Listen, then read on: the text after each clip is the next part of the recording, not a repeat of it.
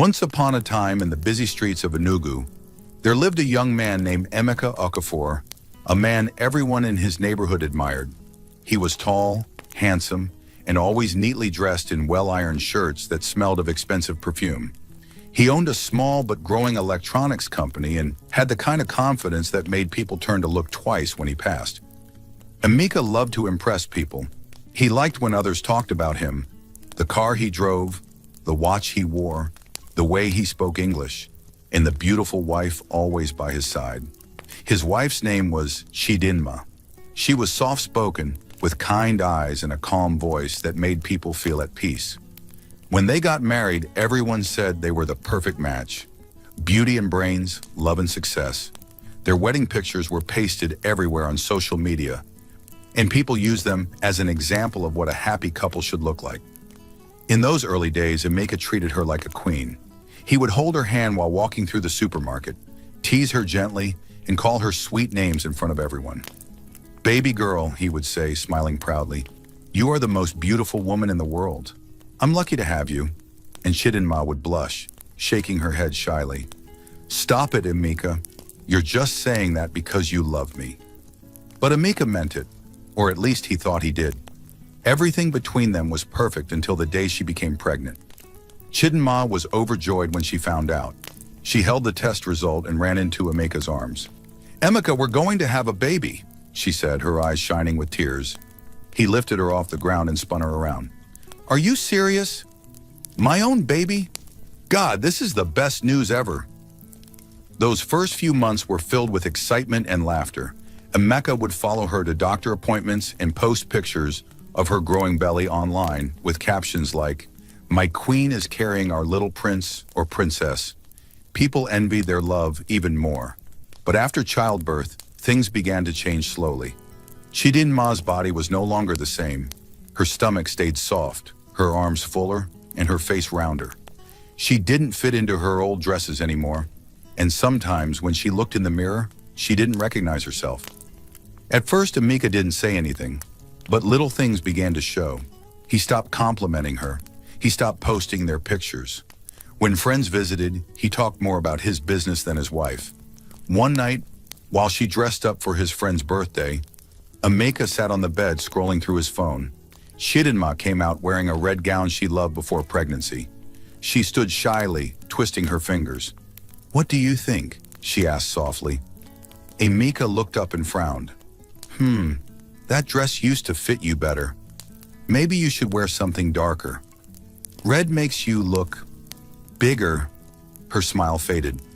"But you used to say red was your favorite color on me." "I said that when it fit," he muttered, standing up. "Now it doesn't. Just wear something else." She tried to laugh it off, but her heart felt heavy. That was the first time he made her feel small. Days turned into weeks, and things grew worse. Emeka began to come home late, saying he was busy at work. When he did come back, he would stare at her body as if she was a stranger. One night, she prepared his favorite meal, egusi soup with pounded yam, hoping to make him smile again. She wore a wrapper and a light blouse, her hair neatly tied. When he came in, she ran to hug him, but he moved aside. "Emeka, welcome," she said softly. "I made your favorite." He looked at the food and sighed. "You know what? I'm not even hungry." "But you haven't eaten all day." "I said I'm not hungry," he snapped, his voice loud enough to make the baby cry in the next room. Chidinma rushed to carry the child, her hands shaking. "Please don't shout. The baby," Emeka interrupted, pointing at her. "Look at you, Chi. You've really changed. You used to be fine. You used to care about how you looked. Now see yourself." Her lips trembled as she whispered, "I just had a baby, Emeka. I'm trying." He scoffed and walked away. "Try harder." That night, she sat by the baby's cot, watching her little boy sleep peacefully. She wiped her tears with the back of her hand. In that quiet room, her heart broke for the first time. She wondered what she had done wrong. The next morning, she tried again. She went jogging around their estate, sweating and panting until her legs shook. She stopped eating much, even when she felt dizzy. When Emeka noticed she was skipping breakfast, he said, "Now you're getting serious. Keep it up. Maybe one day you'll fit into your old jeans again." It was supposed to be a compliment, but it felt like a knife. Every day became a test. When she cooked, he complained that the food was too oily. When she dressed up, he said her clothes were too tight. When she stayed quiet, he called her boring. Nothing she did was ever right. Still, she loved him. She kept hoping the man she married would return. One Sunday after church, their friends gathered at their house for lunch. Everyone was laughing and talking, and someone joked about couples taking turns feeding each other. One of Emeka's friends nudged him. "Emeka, feed your wife now. Show us some romance." The room went silent when Emeka laughed and said, "Feed who? Abeg, my wife will eat the whole plate before I blink." Everyone laughed, thinking it was just a joke. But Chidinma froze. She looked down at her plate, her eyes blurring with tears. After the guests left, she tried to talk to him. "Emeka, that wasn't nice. You embarrassed me." He waved his hand. "Oh, please, it was just a joke." "It wasn't funny," she said quietly. "You've been saying hurtful things lately." "Then lose weight," he said sharply. "Maybe I'll have something nice to say again." She stood there in shock.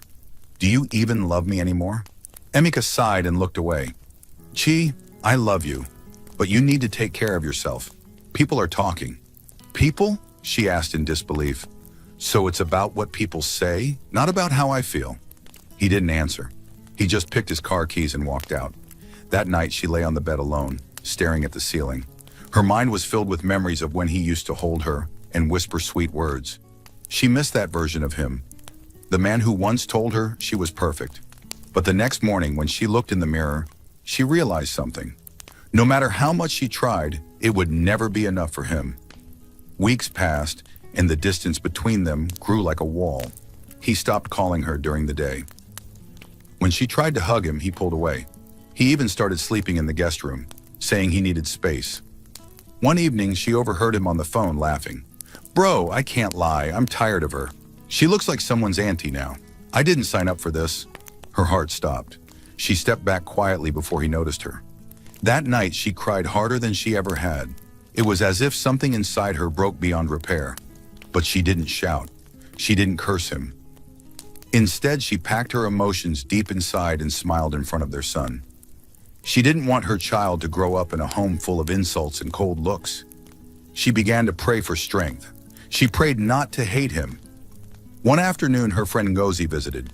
"Chi, you look pale. Are you eating well?" Chidinma forced a smile. "I'm fine. Don't lie to me," Ngozi said softly. "You used to be full of life. What happened?" She hesitated, then whispered. "Emeka doesn't look at me the same way anymore. He says I'm not the woman he married." Ngozi sighed sadly. "Men like that never realize what they have until they lose it. You deserve better."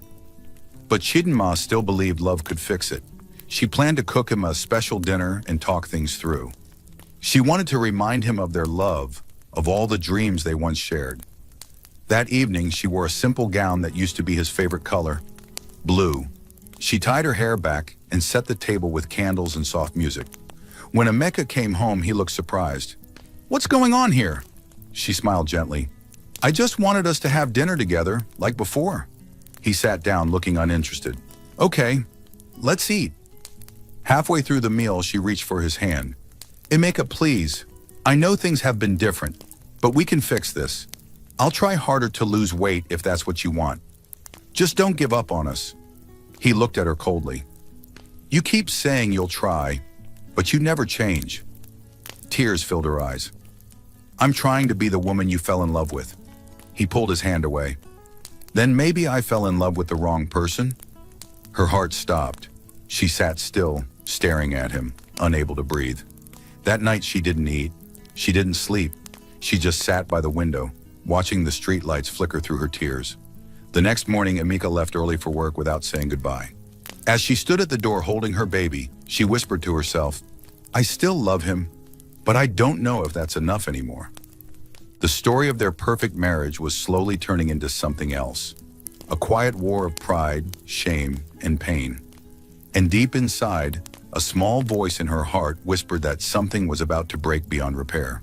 She looked at the food she had woken up early to cook and blinked back tears. She sat down slowly, her hands shaking. Everything she did now seemed to annoy him. She tried to make him happy, but it was like walking on broken glass. That day, while washing the dishes, she looked at her reflection in the kitchen window. Her face looked tired. There were dark circles under her eyes. She used to look so alive, so beautiful. Now she barely recognized herself. That afternoon, she called her friend Ngozi again. "Chi, how are you?" Ngozi asked. Chidinma sighed softly. "I don't even know, Ngozi. I'm trying, but Emeka doesn't talk to me anymore. It's like he hates me." Ngozi's voice softened.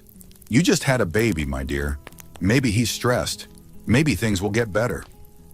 "I hope so," Chidinma whispered.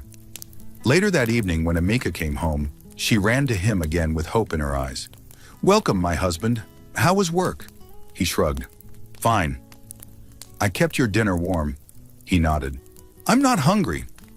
She stood there watching him remove his jacket and walk to the living room. He turned on the TV and started watching a football match. She wanted to sit beside him like before, to talk and laugh, but he didn't even look her way. "Emeka," she said gently, sitting beside him. "Can we talk?" "About what?" "About us. You don't talk to me anymore." "Did I do something wrong?" He sighed heavily, still staring at the TV. "Chi, I'm tired. Please don't start this tonight." "Start what? I'm your wife, Emeka. You can't even look at me." He finally turned to her. "Look, Chi, you've changed, okay? You used to be so lively, so fine. Now I come home to complaints, baby cries, and this." He waved his hand at her body without even thinking. Her lips trembled. "So that's it? My body disgusts you?" He stood up angrily. "Don't twist my words. I'm just saying you don't look like you used to. Is it a crime to say the truth?" "It's not the truth," she said quietly. "It's cruelty." Emeka stormed into the bedroom, leaving her sitting there alone. The sound of the baby crying in the background filled the silence. The next morning, Chidinma decided to do something. She joined a small women's fitness group at the park. Every morning they jogged together, laughed together, and encouraged one another. She felt a little alive again. When she came home sweating and tired, Emeka looked up from his phone. "Where are you coming from?" "Jogging," she said, smiling. "I'm trying to lose some weight." He raised an eyebrow. "Good. Let's see if it works this time." She ignored the harshness in his voice and focused on his words. Maybe if she lost weight, he would love her again. Maybe he'd smile at her the way he used to. Weeks passed. She exercised daily, ate little, and avoided heavy food. Sometimes she felt dizzy, but she pushed through it. She wanted to prove to him that she could change. One evening, she tried on one of her old dresses. It was still tight, but she didn't care. She stood in front of the mirror, touching her stomach. "Almost there," she whispered to herself. When Emeka walked in, she turned around shyly. "What do you think?" "I think it's starting to fit again." He stared for a second, then frowned. "You should stop forcing yourself into things that don't fit. You look uncomfortable." Her smile faded instantly. "I was just trying to—" "Chi, please," he interrupted. "Stop trying so hard. You're making it worse." That night she cried quietly while he slept. She had given up her comfort, her peace, and even her meals just to please him. But nothing she did ever seemed right. A few days later, Emeka invited some of his friends over for drinks. They sat in the living room laughing loudly. Chidinma came out to greet them with a tray of snacks. "Good evening," she said politely. "You're welcome." One of the friends smiled. "Ah, Madam Chi, long time. You're looking fresh." They laughed lightly, but Emeka's laugh was louder. "Fresh? You mean she's eating all my profits?" Everyone burst into laughter. Chidinma froze, holding the tray tightly. Her heart pounded. She smiled weakly, pretending it didn't hurt, and turned back toward the kitchen. In the kitchen, her hands trembled as she placed the tray down. Tears blurred her eyes. She could still hear their laughter echoing through the walls. When the guests left, she walked to the bedroom and found Emeka removing his wristwatch. "Why did you say that in front of them?" she asked quietly. He looked confused. "Say what?" "That I'm eating all your profits." He shrugged. "It was just a joke." "It wasn't funny, Emeka. You embarrassed me." He turned to her. "Chi, you take things too seriously. Can't I joke in my own house again?" She clenched her fists. "You don't joke about someone you love." "Love?" he said, laughing bitterly. "Love doesn't mean I should lie to you. You've changed. You don't even look like the woman I married." Her eyes filled with tears. "I carried your child, Emeka. I gave up my job to raise our family. You used to say I was your blessing." He grabbed his jacket. "Well, blessings don't come with weight gain." She gasped softly. "You're becoming cruel." He stopped at the door. "And you're becoming lazy." When he left, she sat on the floor, holding her face in her hands. It was hard to believe this was the same man who once held her close every night. Days turned into weeks. Emeka grew colder. He no longer noticed when she cooked his favorite meals. He no longer cared when she tried to talk. When he came home, he would go straight to the guest room or sit on his phone for hours. One morning, she decided to confront him properly. As he prepared for work, she stood in front of the door. "Emeka, we need to talk." He sighed, tightening his tie. "About what again?" "About us. You treat me like a stranger. You don't smile at me. You don't even eat my food. What happened to us?" He laughed dryly. "What happened?" "You happened." She frowned. "What do you mean?" "You stopped being attractive. You stopped being exciting. I go out and see women who take care of themselves, and then I come home to this." Her voice shook. "Emeka, I'm your wife. I carried your child. How can you talk to me like this?" "I'm just being honest," he said, grabbing his car keys. "Maybe you need to hear the truth for once." "Then say it," she said softly. "Say what you really feel." He looked her straight in the eyes.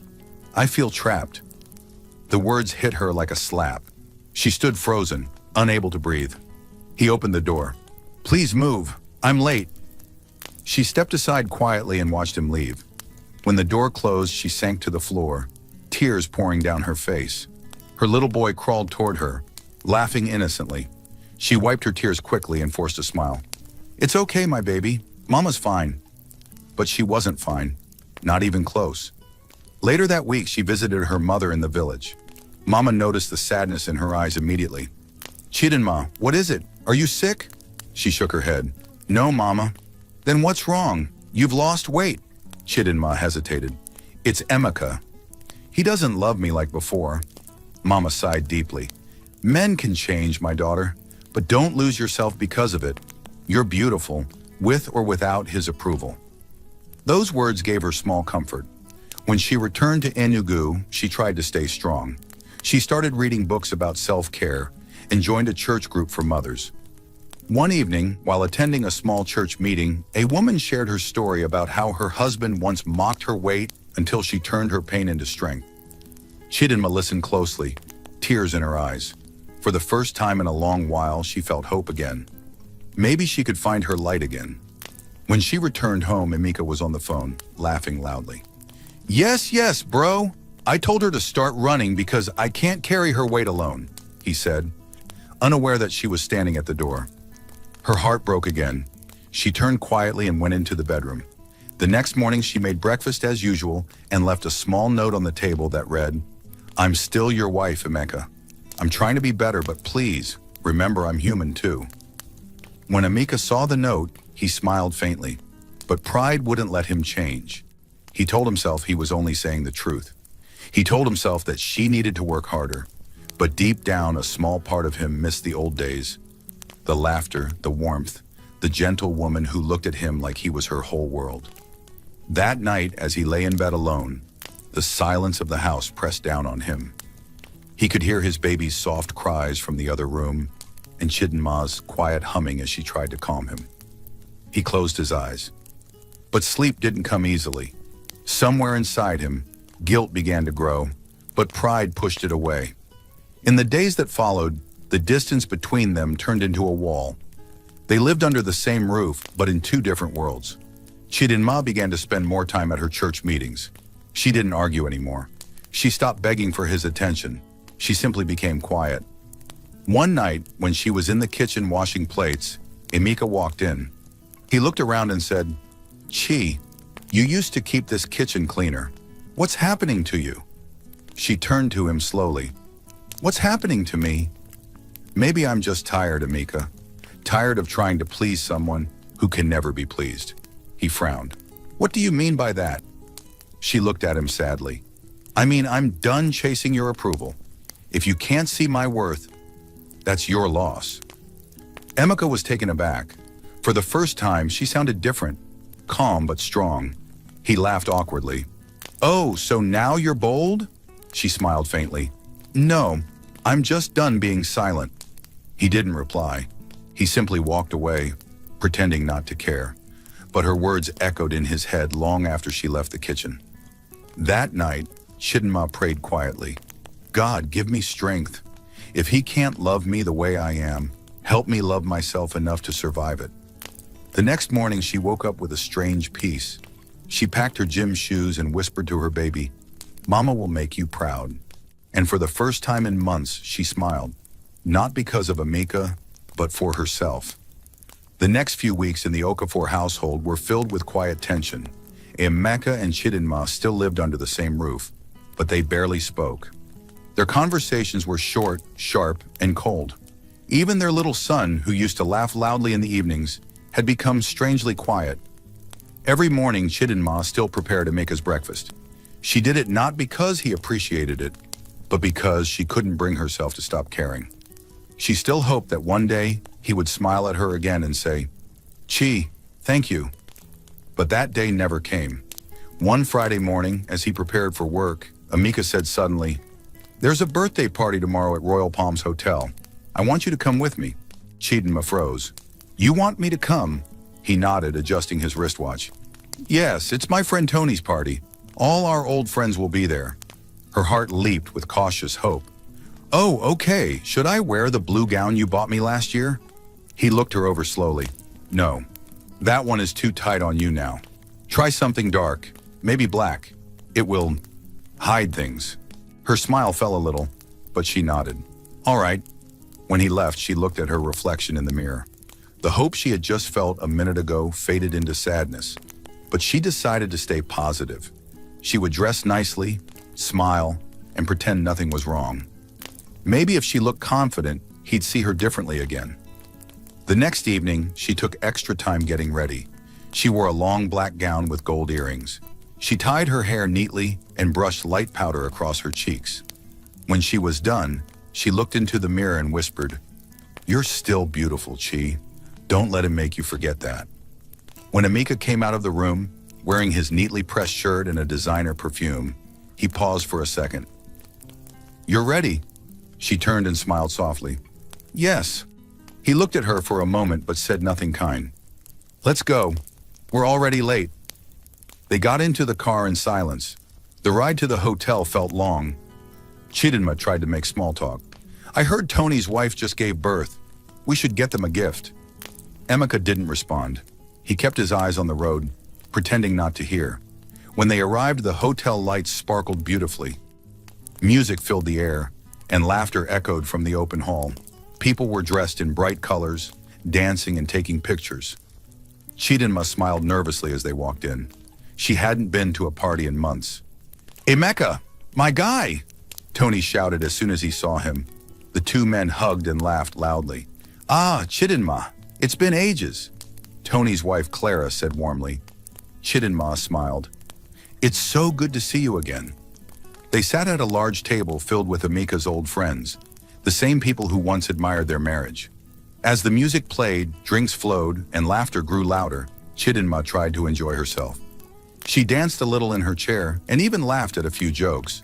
For a moment, it almost felt like old times. But then Emeka leaned close and whispered, "Don't move too much. People are looking." She frowned slightly. "Looking at what?" "At you. Just relax, okay?" Her heart sank. She stopped smiling immediately. Minutes later, the DJ shouted, "Couples, it's time to dance. Let's see the lovebirds in the room." Everyone cheered. Tony and Clara got up first, holding hands. Others followed. Someone called out, "Emeka, go and dance with your wife now." People clapped and laughed. Emeka smiled awkwardly and turned to her. "Come on, Chi. Let's just go for a minute." She smiled shyly and stood up, happy that he was finally asking her to dance. As they stepped onto the floor, the slow rhythm filled the air. Couples swayed gently, holding each other. But as soon as they started dancing, Emeka whispered through clenched teeth, "Don't hold me too tight. You're sweating." She looked at him, confused. Emeka, I'm not... Just keep your distance, he muttered. She bit her lip and forced a smile as others watched them. From the outside, they looked fine, but her heart was breaking. Then came the moment that would change everything. As they returned to their seats, one of Emeka's friends joked loudly, "Ah, Emeka, you better take care of Madam O. She's enjoying too much food these days." Laughter exploded around the table. Emeka, instead of defending her, laughed even louder. "My brother, I tell her every day she's turning into a drum." Everyone laughed harder. The hall echoed with noise. Chidinma froze. Her face burned. The laughter stabbed her like knives. She looked around. People were watching her, whispering, giggling behind their glasses. Her hands shook. She wanted to disappear. She stood up slowly, her voice trembling. "Excuse me," she said softly and walked toward the restroom. As soon as she entered, the tears came like rain. She leaned on the sink, staring at her reflection. Her makeup was ruined. Her heart felt like it had been crushed. She whispered to herself, "Why, Emeka? Why would you do this to me in front of everyone?" Her phone buzzed. It was a message from Ngozi. "You okay? I saw you step out." Chidinma replied with shaking hands. "No, I want to go home." She stayed in the restroom for a long time, hoping he would come and check on her. But he didn't. When she finally stepped back out, she saw him laughing loudly with some of his friends, drink in hand, completely unbothered. She walked up to him quietly and said, "Emeka, I'm ready to leave." He frowned. "Why? The party just started." "I don't feel well." He sighed, annoyed. "You and your moods again." "Fine, let's go." They left the hall in silence. Inside the car, the air was heavy. She finally spoke. "Why would you say that, Emeka? Why would you call me a drum in front of everyone?" He shrugged, eyes still on the road. "It was just a joke."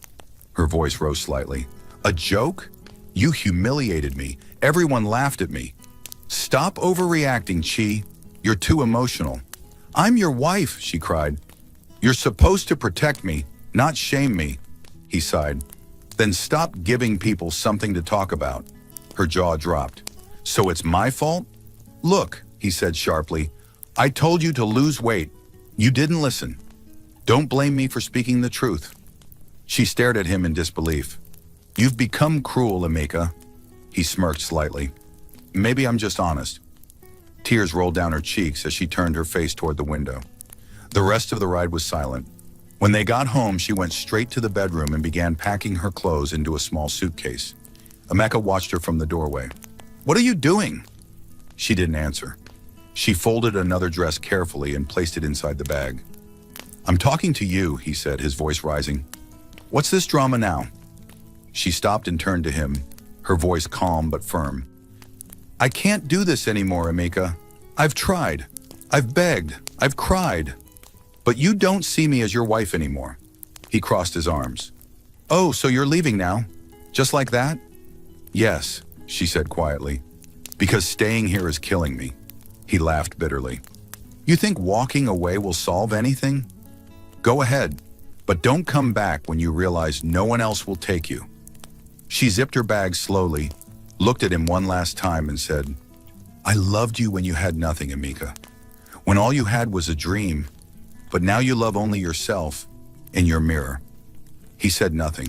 He just stood there, pride covering the small crack of guilt in his heart. As she walked past him, he muttered under his breath, "Go, I'll find someone better." Those words sliced through her like a knife, but she didn't stop. She lifted her suitcase, opened the front door, and stepped out. Outside, the night air was cold, but it felt freeing. For the first time in years, she could breathe without fear. As the taxi pulled away, she looked back at the house she once called home. She saw the light still on in the window and whispered softly to herself, "One day, he'll understand what he lost." Back inside the house, Emeka poured himself a drink and sat on the couch. The silence was deafening. For a brief moment, he thought about calling her back, but his pride wouldn't let him. He told himself, "She'll come back. She has nowhere else to go." But deep inside, something in him felt empty, the kind of emptiness that even success or money couldn't fill. The next morning when he woke up, the house was unusually quiet. There was no smell of breakfast, no baby laughter, no soft footsteps. He looked around and realized she was truly gone. Her clothes, her shoes, her soft laughter, all gone. He sat on the edge of the bed and ran his hand through his hair. Good riddance, he muttered to himself. But the words didn't feel true. He turned on his phone and saw dozens of messages from friends who were still laughing about last night's joke. Some had even tagged him on social media, posting pictures from the party with captions like, "Emeka cracked us up last night." For the first time, the laughter didn't feel good. It felt ugly. It echoed in his ears like guilt. He scrolled down and saw one message from Tony that read, "Bro, maybe take it easy with the wife jokes."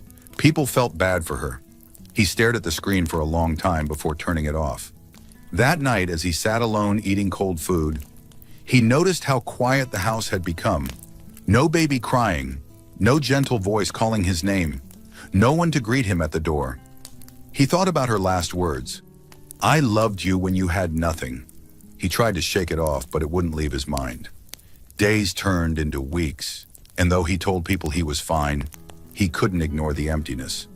Every room in the house reminded him of her cooking, her laughter, even her scent. But instead of admitting it, he hardened his heart. He told everyone who asked that she was too sensitive, too emotional, too difficult. And yet, late at night, when the house was dark and quiet, he would look at the empty side of the bed and whisper her name under his breath. But she was gone. And deep down, though he didn't say it out loud, Emeka knew. He was the one who pushed her away. After Chidinma left, the house felt like a shell. Emeka tried to fill the emptiness with work and noise. He went to parties, laughed with friends, and pretended he did not miss the small voice that used to call his name. He told himself he had done the right thing.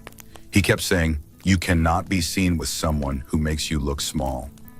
Pride sat heavy on his chest like a coat he could not take off. Not long after, Emeka met Anita. She was tall, slim, and moved like someone who knew all the right angles for cameras. She wore clothes that shone and shoes that made a soft click when she walked. At first, they met at a launch party for a new club. Anita was with a group of models. Emeka was with his friends.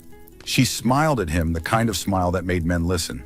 "Hi, I'm Anita," she said, extending her hand. Her voice was smooth and a little cold. "Emeka," he answered, standing a little taller. He liked the way she looked at him. He liked that she cared about how things looked. "You're beautiful." "Thank you," she said, and the smile stayed. She looked at his watch, at his shoes, and then back at him. "You look expensive." Emeka laughed, proud. Pride was a small seed that grew quickly in his heart. When he asked her out, she agreed. She liked the dresses, the parties, and the cameras.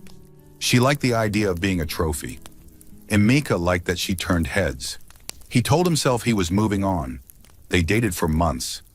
Emeka gave her gifts, a new phone, designer bags, a car with a ribbon on it. He wrote checks without counting. Friends said, "You've leveled up." Family said, "He is doing well." Emeka felt like a king again. His friends clapped him on the back. He laughed louder than before. Then he married Anita. The wedding was bright and loud. Cameras flashed, people clapped. Emeka stood at the front, chest puffed, and watched Anita walk down the aisle in a dress that fit like a dream. When they kissed, people cheered. Emeka felt like the whole world was approving him. At first, life with Anita was all sparkle. She loved the parties. She loved the trips. She loved how her hair shone in the pictures. Emeka took her to the best restaurants. He bought her a small apartment in Lekki and filled it with furniture she liked. He posted their pictures online and felt proud when people commented. "Look at us," he told his friends at a club one night. "I won." Anita laughed, sipping a drink. "You spoil me," she said, and that made him glow inside. But soon, small things began to show. Anita did not like Emeka's family manners. She did not understand the way his mother folded clothes or how his sister cooked the jollof rice with a little extra oil. She wanted food done her way. She wanted the house cleaned by helpers, not family hands. One evening, Emeka brought Anita to his mother's house for dinner. Mama Okafor stood at the door with warm hands and a wide smile. She hugged Emeka and then reached for Anita. "Welcome, my daughter," Mama said, her voice soft. Anita gave Mama a quick smile. She looked around at the simple furniture and the old pictures on the wall. She folded her mouth and whispered to Amika, loud enough for him to hear, "This is not a place for me." Mama's face fell like a curtain. She stepped back slowly. "Emeka, do you hear?" she asked him later, walking him to the gate. He swallowed and smiled at his mother. "Mama, it's fine. Anita is just used to finer things." He did not want to tell his mother to hide the house. He wanted both worlds, his proud mother and the new life with Anita. But he never learned how to make both feel safe. At home, Anita said, "I am not one of your staff. I did not sign up to cook with your family. If you want me to be part of that life, you must change it." Her voice had no place for the small kindness that once filled his house. Amika scolded his mother a little later for her clumsy spooning of the soup. "Mama, we have standards now," he said, but he said it like a child who had learned a new word and wanted to use it. He wanted to impress Anita, and so he pushed his mother's warmth away. Anita also liked to laugh at Amika's old habits. He used to enjoy weekend visits to his mother, listening to her stories of when he was young. Now each story was an old stain on the clean picture Anita wanted. When Mama told a long story at dinner, Anita yawned. "Is she finished?" Anita asked, looking at Amika as if he should fix the problem. Amika smiled at Anita, his eyes shining. He said, "Sorry, Mama's old. She can be long." Mama only nodded and kept her eyes steady. She had raised a son who loved her once. She did not understand how easily he could stand in a room and make his own mother feel small. Money came and went in a different way with Anita. She liked fine things and she liked them often. She shopped without looking at price tags. She returned shoes that did not fit and asked for something more special. Emeka paid for it. He told himself he was giving her the best of life. He wanted people to see him with her and admire him. One weekend, Anita called a friend and said, "Get me everything on the list. If he loves me, he will not mind." She was not hiding it. When the bills came, they were high. He told himself it was temporary. He told himself he had made the right choice. He told himself that a beautiful life was worth the cost. He said these words to his friends and his friends clapped. They said, "You are living your dream." At first, Amika overlooked the cold in Anita's eyes when she talked to his sister or mother. He laughed off the sharp words she used when his younger cousin told a story he liked. He called it standing up for herself. He did not see the small cuts she left on the hearts of the people who had loved him before. One day, Anita and his sister had a fight about a hand towel.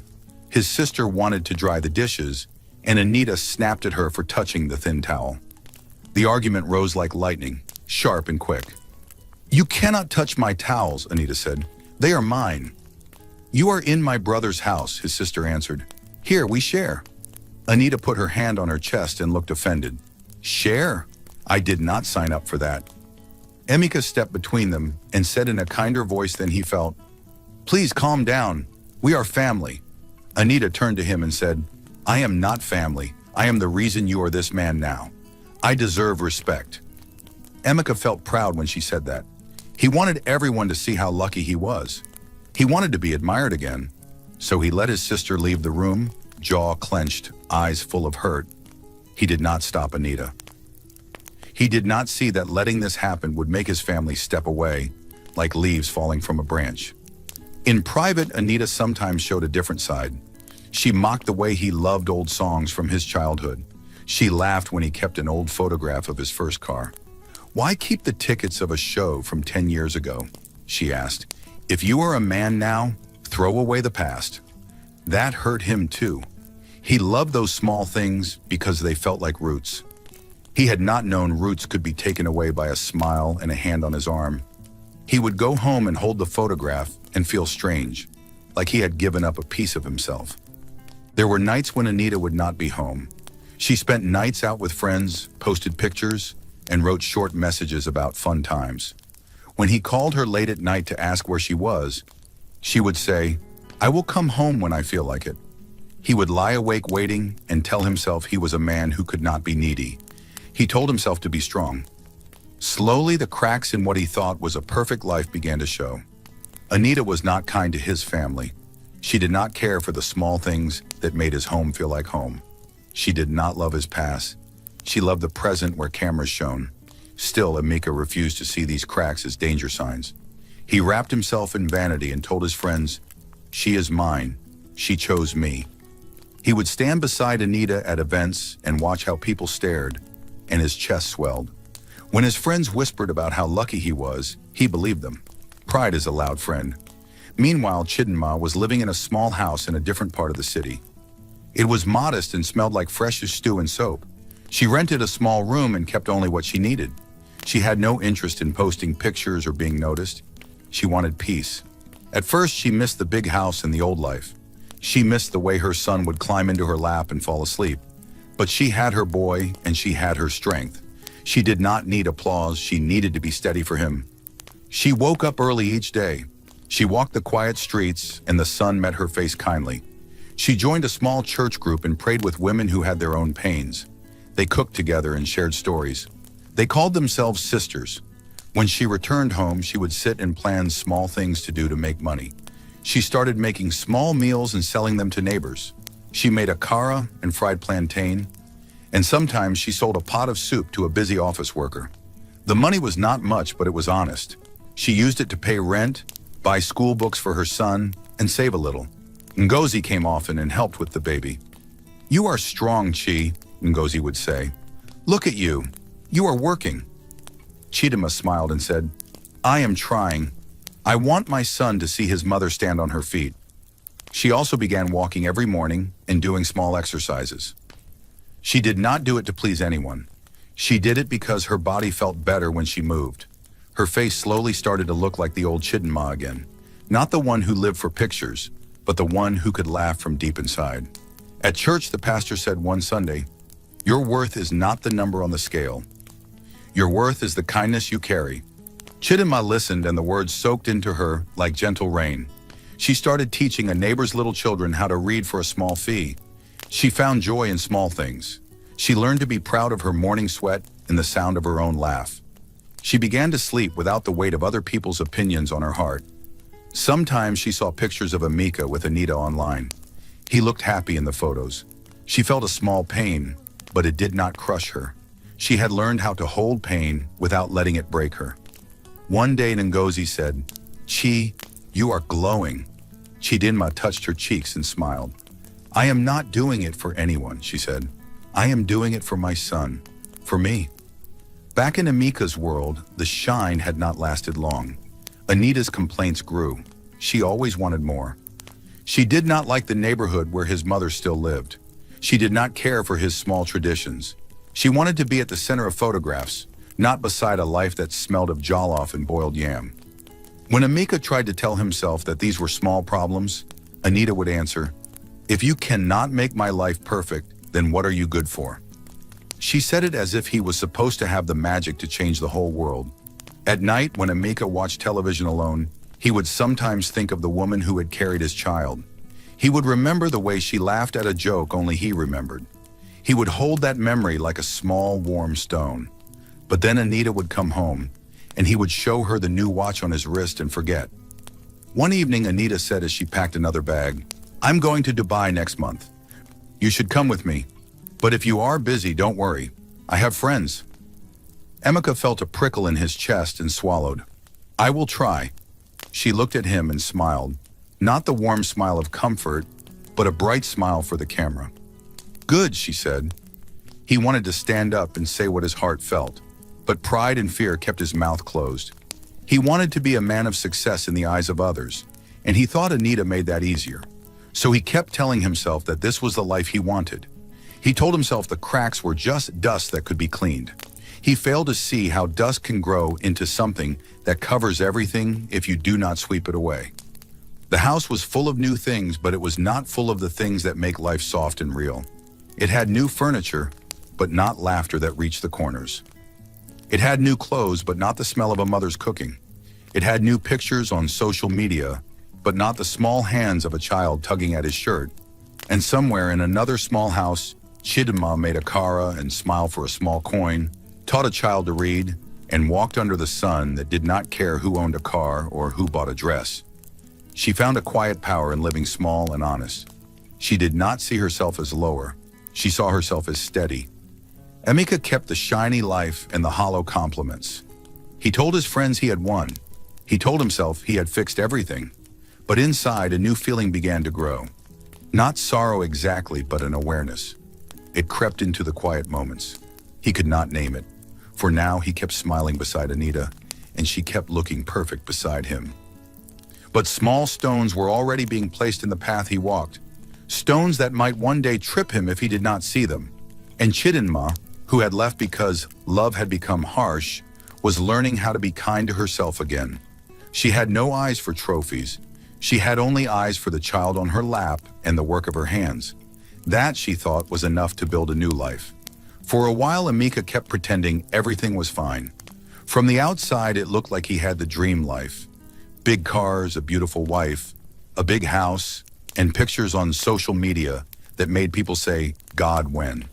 But inside that house, things were not as perfect as they seemed. It started with little things. Anita stopped waiting for Emeka to come home. Sometimes he would return late from work and meet her asleep, or worse, not even home at all.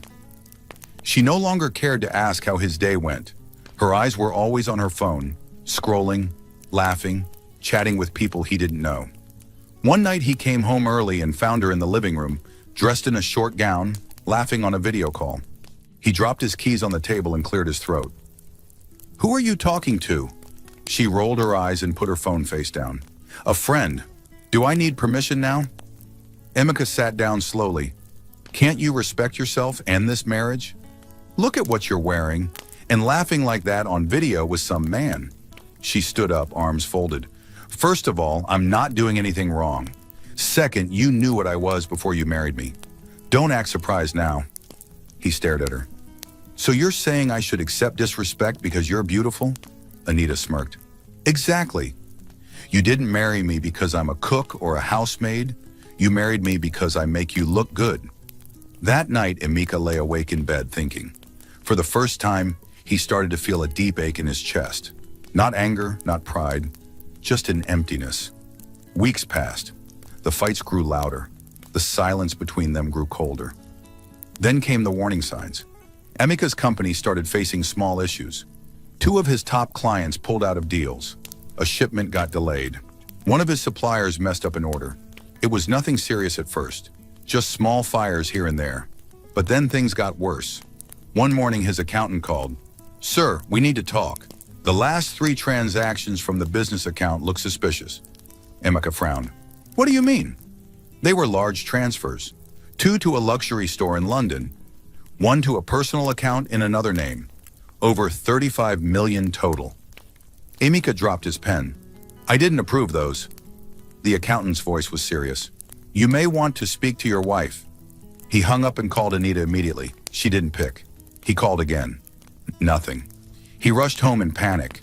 When he opened the door, the house was empty. No sound, no perfume, no heels on the floor. He went into the bedroom. Her clothes were gone. Her shoes, her bags, her jewelry. The drawers were empty. His chest tightened. "Anita," he called out. Nothing. He picked his phone and opened her Instagram page. She had posted a picture just 20 minutes earlier, on a plane, holding champagne, wearing sunglasses, and smiling with the caption, "New season, new country, new life." His heart dropped. He looked again. The comments were filled with fire emojis and boss lady cheers. He fell onto the bed, breathing fast. His eyes scanned the room again, trying to understand what just happened. Then his phone rang. It was Tony, his friend. "Guy," Tony said quickly, "I don't want to panic you, but I just saw Anita at the airport. She was with some man, tall guy, looked like she was flying business class." Emeka didn't speak. His lips were dry. "Bro, are you there?" "Yes," he whispered. "I'm here." When the call ended, Emeka just sat there. His house suddenly felt too big, too quiet, too empty. That night he didn't eat, he didn't drink, he didn't even cry. He just sat in the darkness, staring at nothing. The next morning, the bank called again. Another 30 million had been withdrawn from his joint account with Anita before she left. His lawyer confirmed that unless he could prove fraud, it would be hard to get the money back. Days passed. Emeka didn't go to work. He ignored calls. His mother came to visit and found him sitting in the same spot, unshaven, unbathed, and silent. "Emeka," she said softly, placing her hand on his shoulder. "What happened?" He looked at her with tired eyes. Mama, I made a big mistake. She sat beside him, holding his hand. Tell me, my son. He took a deep breath. I left a woman who loved me for one who loved only herself. I thought beauty was enough. I thought showing off was better than peace. Now I have nothing. Nothing at all. Mama sighed, pain in her eyes. I warned you. I told you. But you said she made you look good. He nodded slowly. She made me look good, yes. But Chidinma, she made me feel good. I didn't know the difference then. Now I do. Tears welled up in Mama's eyes. You broke her, Emeka. You pushed her away. And now you see. He held his head in his hands. Mama, she's gone. And I deserve it. All of it. For the next few weeks, Emeka tried to fix the damage. He met with bankers, with lawyers, and with business partners. But the news had already spread. People started pulling back. His once loyal staff began to leave one by one. The business was falling apart. And all the while, Chidinma stayed quiet. She never called him, never posted anything about him. She lived her life gently and moved in silence. One afternoon, Emeka sat in his car outside a supermarket, waiting for his bank card to load. He was now careful with every naira. Then he saw her, Chidinma. She stepped out of a small car holding a basket. She wore a plain blouse and jeans. Her hair was tied in a scarf. She looked simple, but peaceful. There was no makeup, no jewelry, no flash. But she glowed. She didn't see him. She walked past him with her son, his son, holding her hand. The boy laughed at something she said. She smiled down at him. Emeka's chest tightened. He rolled down his window just a little and listened. Mummy, can we buy juice? The boy asked. Juice only if you promise to eat your vegetables later, she replied, laughing. The boy nodded. I promise. She bent and kissed his forehead. That's my big boy. Emeka's hands gripped the steering wheel. He watched them walk away slowly, gently. No drama, no noise, just peace. And in that moment, it hit him harder than everything Anita had stolen. Chidinma was never the problem. He was. He had thrown away gold while chasing shiny glass. He sat there quietly, eyes wet, heart aching. He didn't know if he would ever get her back. But one thing was clear now. The cracks in his life had become a mirror, showing him who he truly was. And he didn't like what he saw. After Emeka saw Chidinma outside the supermarket with their son, he couldn't sleep that night. He tossed and turned on the bed that used to feel big and proud. Now it felt cold and empty. Every time he closed his eyes, he saw her face, smiling softly at their son. That smile wasn't forced. It wasn't fake. It wasn't painted on for a picture. It was real, calm, peaceful, and it broke him. He sat up in bed and looked around the room. All the expensive things he once chased now looked useless. The big TV, the imported mirror, the perfume bottles Anita left behind. All of them meant nothing now. He stood up, walked to the mirror, and stared at himself. You used to be a man, he whispered. What happened to you? The next morning, Chidinma woke up at 5:30 a.m. as usual. She tied her scarf, wore her jogging shoes, and stepped out quietly. She jogged slowly down the quiet street, her breathing steady. As she ran, she thought about her journey, how she had come from a home where she was insulted daily, to this quiet peace she now lived in. She didn't cry anymore. She didn't beg anyone anymore. She had learned how to stand. After her run, she returned home, bathed her son, and got him ready for school. Mummy, will you come and pick me today? He asked while tying his shoelaces. Chidinma smiled. Of course. And if you behave well, I'll buy you Puff Puff on the way home. Yay, he cheered. They laughed together as she led him outside to wait for his school bus. When he was gone, Chidinma returned inside and sat down with her notepad. It was time to plan the day's orders. Her small cooking business had grown. What started as a few neighbors asking for soup had now become a full daily business. She cooked meals in coolers and delivered them to offices. Egusi, okra, jollof rice, stew. Customers trusted her. Her food was always clean, always fresh, and always full of flavor. Ngozi came over around 10 a.m., as usual. My sister, your stew is smelling too nice today. You want to make me jealous? Chidinma laughed. Help me pack the jollof first before it burns. Ngozi tied her wrapper tighter and grabbed a spoon. One day, you'll open a restaurant, and I'll be the madam at the front desk. Chidinma smiled. Amino. By afternoon, all the orders were gone. The kitchen was clean. Chidinma sat on the veranda, drinking cold water. Ngozi joined her. Chi, I saw your ex-husband yesterday. Chidinma didn't look surprised. Where? By the filling station. He looked tired, like someone who hasn't slept in weeks. Chidinma stayed silent. Ngozi continued. He just stood there in his car, staring into space. I greeted him, but he barely answered. Chidinma sipped her water. He made his choice, Ngozi. I know, Ngozi said, but it's like he's finally seeing what he lost. Chidinma looked out at the road. He's not my problem anymore. I cried enough. I begged enough. I broke enough. Not again. Ngozi nodded. I'm proud of you, Chi, the way you've handled everything. It's inspiring. Chidinma gave a small smile. I didn't do it to impress anyone. I did it so I wouldn't lose myself. That evening, she went to a small women's group meeting at church. They sat in a circle, talking about business, life, and healing. One of the women said, sometimes the people who hurt you the most are the ones you love the most. Chidinma raised her hand. Yes, but healing is when you stop waiting for their apology and start living like they never had power over you. Everyone clapped softly. The leader nodded. That's powerful, Chidinma. She smiled gently. She wasn't trying to be wise. She was just speaking her truth. After the meeting, one of the women approached her. Chi, can you teach me how to start a small food business? I've been struggling since my husband lost his job. Chidinma nodded. Come to my place tomorrow. We'll start small, together. Helping others gave her joy. It made her feel useful. Meanwhile, Amika's business continued to fall apart. Clients who once waited for his call now ignored his messages. Some stopped picking altogether. His staff grew restless. One of his workers, David, knocked on his office door.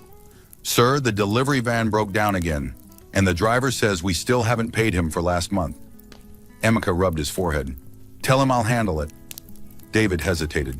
Sir, we need to act fast. If we don't deliver tomorrow, they might cancel the whole deal. Amika nodded slowly. Okay, I'll look for a solution. When David left, Amika sank into his chair. He looked at the table. The glass award with his name on it still sat there. Top Businessman of the Year. He stared at it and whispered, that was 3 years ago. He picked up his phone and scrolled through old photos. He saw one of himself and Chidinma at the hospital the day their son was born. Chidinma was sweaty, tired, but smiling with joy. Amika had one arm around her, the other holding the tiny baby wrapped in a blue cloth. He stared at the photo. His eyes grew wet. He thought back to all the nights she stayed up with the baby, all the meals she cooked without complaining, all the times she smiled even when he ignored her. He remembered the day he called her a drum in front of people. He closed his eyes in shame. The guilt hit him hard. He picked up his phone again. For the first time in a long while, he typed her name in his contacts. Her number was still there. He stared at it. His finger hovered over the call button, but he stopped. What would he even say? I'm sorry. Would that fix anything? He threw the phone on the table and buried his face in his hands. That night, Chidinma prayed with her son. Dear God, her son said, thank you for Mummy and for her nice food and for my puff-puff. Amen. Chidinma smiled. Amen. When he fell asleep, she sat by the window, looking up at the moon. She whispered to herself, I survived. I'm not the same woman who begged a man to love her. I found peace without noise. I found strength in my scars. She didn't hate Amika anymore. She didn't wish him pain. But she also knew she didn't owe him a second chance.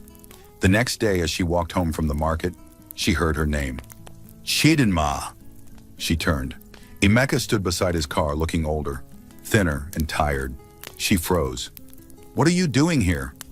I was passing by, he said quickly. I saw you. I wanted to say something. She raised an eyebrow. What is it? He stepped closer, his voice shaky. I'm sorry for everything. She didn't say anything. He continued. I was proud. I was stupid. I didn't see your value until I lost you. I thought beauty was everything. I didn't know peace was more important. Chidima looked at him quietly. I'm not angry anymore, Emika, but your sorry doesn't erase the pain. I know, he said, nodding. I just wanted to tell you. Because I see it now. I see what I destroyed. She looked down, then back at him. Thank you for saying it, but I've moved on. My life is full now. Not perfect, but full. He looked like he wanted to say more, but he didn't. He stepped back and nodded. Take care of yourself, Chidinma. She nodded. You too. As she walked away, her heart didn't feel heavy. It felt light, like a chapter had truly closed. And behind her, Emika stood by the road, watching her walk with grace. He had once called her a burden. Now he saw that she was the blessing he never deserved, and she was rising higher, with or without him. 1 month passed after Emika stopped Chidima by the roadside. He had hoped she would call him after that short conversation. He kept checking his phone, expecting to see her name pop up. But she didn't call. She didn't text. She didn't come looking for him. Instead, life continued for her, and it was growing fast. Chidinma's small food business had become something much bigger. Through word of mouth, people from offices, banks, and even a TV station started ordering her food. Someone had posted a picture of her packaging online with the caption, "Best home-cooked lunch in Enugu." That single post brought a flood of new customers. Her phone rang constantly with new orders. One Friday afternoon, she was invited to speak at a women's business seminar. The event was organized by a big NGO that supported women entrepreneurs. Ngozi nearly screamed when she read the invitation. Chi, do you know what this means? Do you know who comes to these events? Chidinma smiled, folding the letter. I just want to tell my story. If it helps someone, that's enough for me. Ngozi placed her hands on her hips. Enough for you? This is your time to shine. You're going to show them what strength really looks like. Chidinma laughed. Okay, as long as you promise not to cry when I talk. Cry? Me? Who told you I cry? I'm a hard woman. They both burst into laughter. The event was set for the next week in a big hall inside one of the top hotels in Enugu. On the day of the event, Chidinma wore a simple but elegant navy blue dress that hugged her in the right places. Her hair was braided neatly and her skin glowed. She didn't wear too much makeup, just a little powder and lip gloss. She didn't need anything more. Her confidence was enough. Ngozi drove her to the event. On the way, she kept glancing at her friend. Chi, are you sure you're not nervous? Chidinma smiled. A little, but I'll be fine. As they arrived at the hotel, photographers stood at the entrance, snapping pictures of speakers and invited guests. Inside the large hall, seats were neatly arranged in rows. A big banner at the front read, Women Who Rise, Stories of Strength and Growth. Chidinma's name was the third on the list of speakers. She sat at the front row, trying to stay calm. What she didn't know was that Emika was also at the event. He wasn't invited. He didn't even know Chidinma was going to speak. He was there to represent a company he was trying to partner with. The company had booked a small exhibition table near the back of the hall. He wore a plain black suit and held a folder under his arm. His face looked worn out, and his beard was beginning to grow in patches. He stood quietly, avoiding the cameras, watching people walk in. Then he heard a whisper from a group of ladies near him. That's her, the woman who built a food brand from her kitchen, Chidinma Okafor. His heart jumped. He turned quickly. And there she was, walking up the stage holding the microphone. The crowd clapped loudly. Phones went up. Lights flashed. Emika didn't blink. He just stared. She stood tall, the microphone in her hand, her eyes scanning the crowd. She had no idea he was there. Good afternoon, everyone, she began, her voice steady. My name is Chidinma. A few years ago, I was just a housewife, sitting at home with a newborn, trying to hold on to a marriage that was already breaking. The room went quiet. I used to cry myself to sleep. I begged to be seen. I begged to be heard. I begged to be loved. But the more I begged, the more invisible I became. Emika closed his eyes. His hands trembled slightly. Chidinma continued.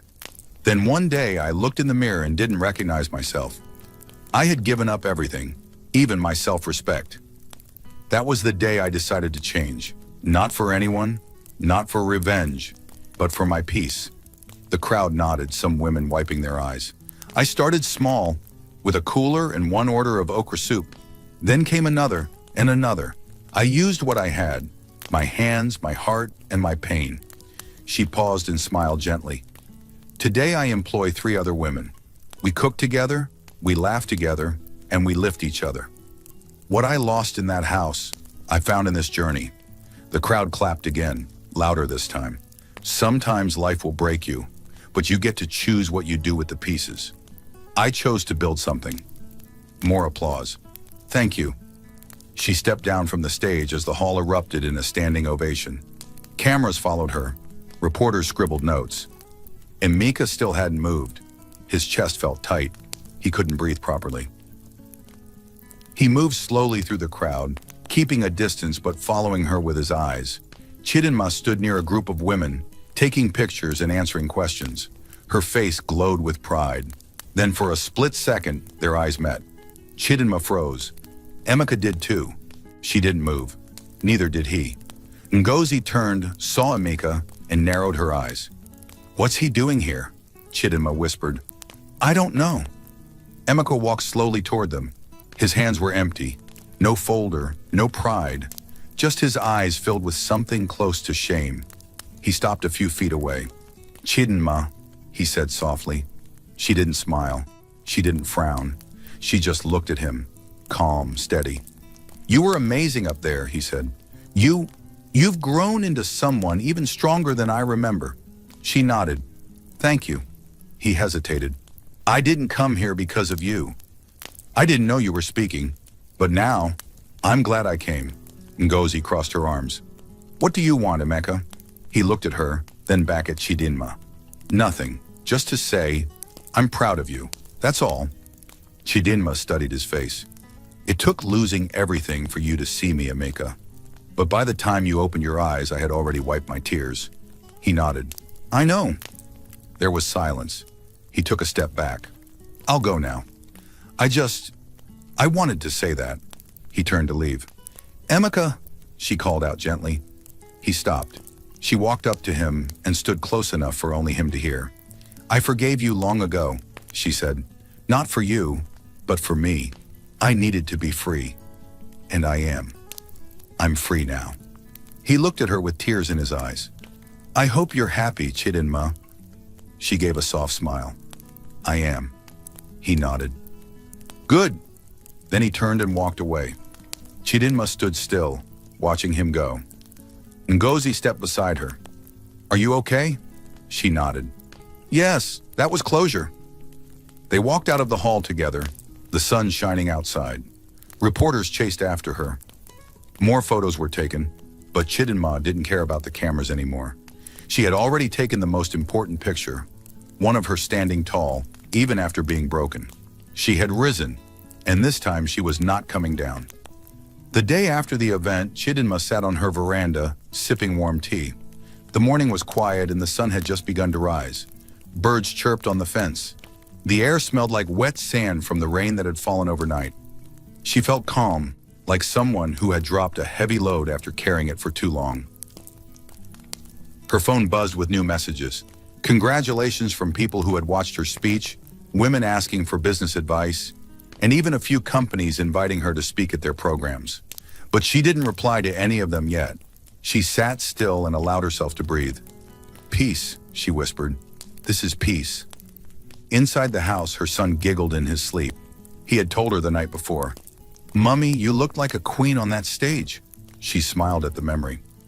Across town, in his own quiet room, Emeka sat alone at the dining table, staring at a half-eaten plate of rice. The house was silent. No footsteps, no baby laughter, no smell of stew or fried plantain. He had spent the entire night thinking about everything. He thought about the night he mocked Chidinma in public. He remembered the cold way he told her to leave. He remembered the day he signed the divorce papers without blinking, and now she had become everything he used to brag about. Only this time, it had nothing to do with her looks. She had become strong, respected, independent. She no longer needed him. His phone rang. It was his landlord. Hello? Emeka answered. Mr. Emeka, good morning. I've been patient with you, but this is 3 months now. If you don't pay by the end of the week, I'll be forced to act. I understand, Emeka said quietly. I'll try. He hung up, dropped the phone, and held his head. His account balance was low. His business was barely surviving. Clients had stopped trusting him. Partners had backed out of projects. His name didn't carry weight anymore. He had nothing left except regret. He got up slowly and walked into the living room. The pictures on the wall had all been taken down. The only thing left was an empty frame Anita had once bought with the words, "A home of greatness." He laughed bitterly. "Greatness?" he said out loud. "This is what pride gives you." That afternoon, he stepped out to withdraw the last 10,000 naira in his account. As he walked past the supermarket, he saw two school children eating meat pie in front of the shop. One of them was Chidinma's son. He stopped. The boy noticed him and waved. "Daddy!" Emeka's heart jumped. He walked over slowly. "My boy," he said, bending slightly. "How are you?" "I'm fine," the boy said. "We just came from school. Mummy went inside to buy soap." Emeka nodded. "That's good." A few seconds later, Chidinma came out of the supermarket, holding a nylon bag. She saw him, paused, and then walked forward. "Good afternoon," she said politely. "Good afternoon," Emeka replied. "I was just greeting him." She nodded. "I know." There was a pause. He looked at her properly. She looked tired but not weak. She looked like someone who worked hard but was at peace with her life. He swallowed hard. "I lost the shop," he said suddenly. Chidinma blinked. "The electronics shop?" He nodded. "Yes, the debts were too much. I sold it last week. I'm moving out of my apartment soon. I couldn't keep up with rent." She looked at him quietly, saying nothing. He forced a laugh. "Funny how things turn around, right? You were the one I used to mock for staying home. Now I'm the one with nothing." She didn't laugh. He continued. "You were right to leave, Chidinma. I didn't know your worth. I thought a slim waist and public praise were all that mattered. I threw away gold." Chidinma sighed. "It's not about what you threw away, Emeka.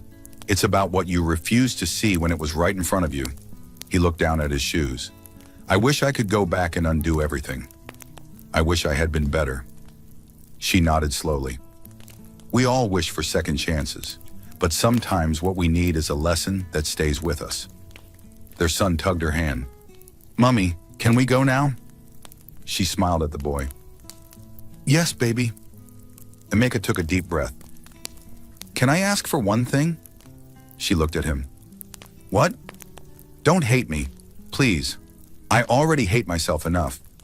She nodded. "I don't hate you, Emeka. I just don't need you anymore. That's what makes it hard for you to breathe around me."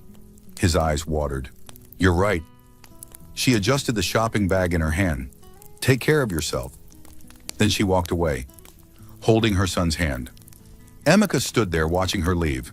That was the last time he saw her up close. Over the next few months, Chidinma's business continued to grow. A local investor offered to support her with capital to open her first restaurant. She named it Cheese Kitchen of Hope. She employed 5 women from her church group. Together they cooked, cleaned, laughed, and grew. Her food was featured on a small TV program that celebrated local talents. One day during an interview on live TV, the host asked her, "What inspired you to start this journey?" Chidinma smiled gently. "Pain, rejection, humiliation. I turned them into fuel. I chose not to let what broke me keep me down." What would you say to women who are going through something similar? She thought for a moment. You are not your pain. You are not your past.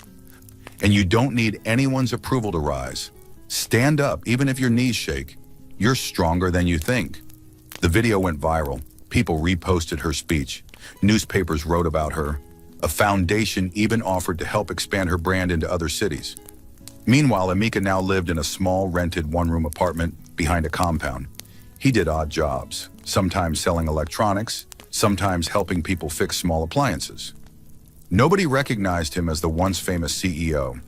Nobody clapped when he walked into a room, but he no longer chased attention. The lesson had been learned. One rainy night, he sat on his old mattress, listening to the rain hit the zinc roof. He held a picture of Chidinma and their son from the old days. He whispered, "You were the blessing I didn't deserve." Karma had taught him the hardest lesson. And this time, it was too late to fix it. But in the heart of Enugu, where smells of pepper soup and jollof rice filled the air, a woman named Chidinma continued to rise. Not out of revenge, but out of peace. She no longer needed to prove anything. Her success spoke for itself. And for those who once mocked her, her silence was the loudest reply.